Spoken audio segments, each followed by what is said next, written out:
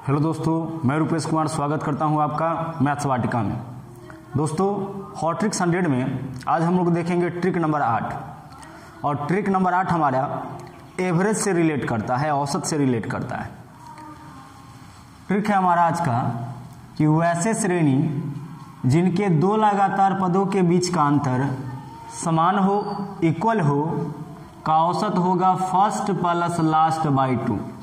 यानी वैसा कोई भी सीरीज जिनके दो लगातार पदों के बीच का अंतर समान हो का औसत पता करने के लिए बस हमें दो पद चाहिए, पहला और अंतिम।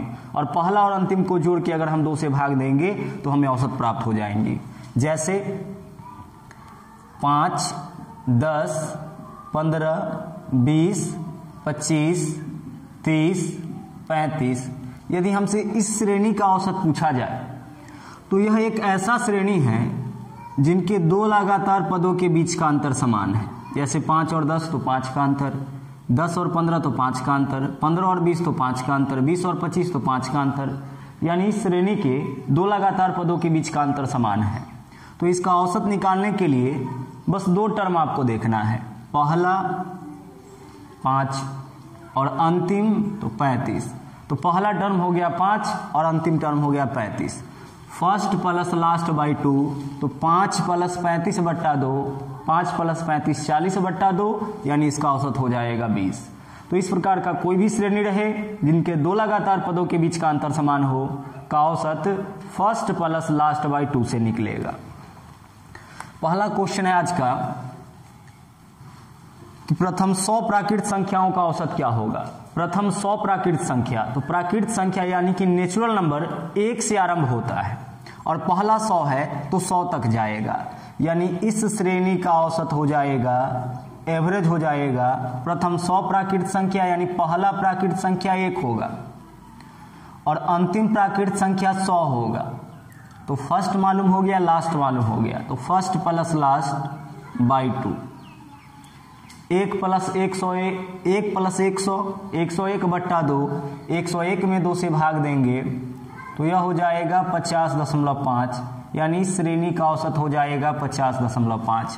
प्रथम 100 प्राकृत संख्या यानी कि 1, 2, 3, 4, 5, 6 इस प्रकार से 100 तक। तो जब हम 1 से लेकर के 100 तक लिखेंगे तो एक ऐसा सीरीज बनेगा जिनके दो लगातार पदों के बीच का अंतर समान है, और ऐसे किसी भी सीरीज के जिनके दो लगातार पदों के बीच का अंतर समान हो का औसत फर्स्ट प्लस लास्ट बाई 2 से निकलेगा। अगला देखिए, अगला है 50 तक के सभी सम संख्याओं का औसत। 50 तक के सभी सम संख्या, तो औसत निकालना इसका, पहला सम संख्या होगा 2। 50 तक में पहला सम संख्या होगा 2 और अंतिम सम संख्या होगा 50, क्योंकि 50 तक ही जाना है। तो 50 तक में पहला सम संख्या बोला है इसलिए केवल सम ही लेना है। तो 50 तक में पहला सम संख्या 2, अगला 4, अगला 6, अगला 8, अगला 10, इस प्रकार से अंतिम 50 होगा। 50 तक ही जाना है तो अंतिम 50 होगा।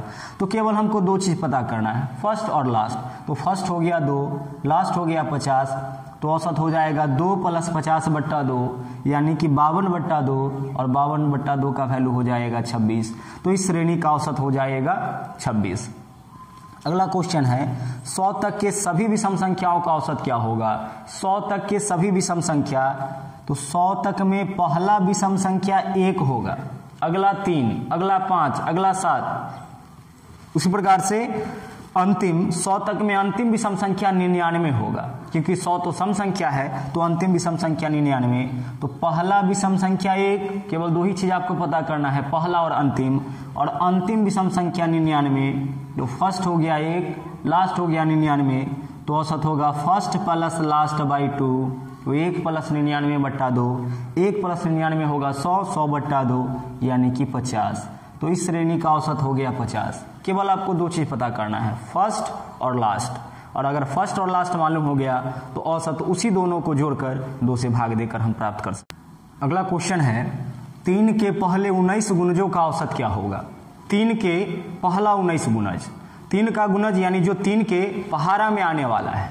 जैसे 3 का पहला गुणज 3 होगा, दूसरा 6 होगा, तीसरा 9 होगा, चौथा 12 होगा, पांचवा 15 होगा।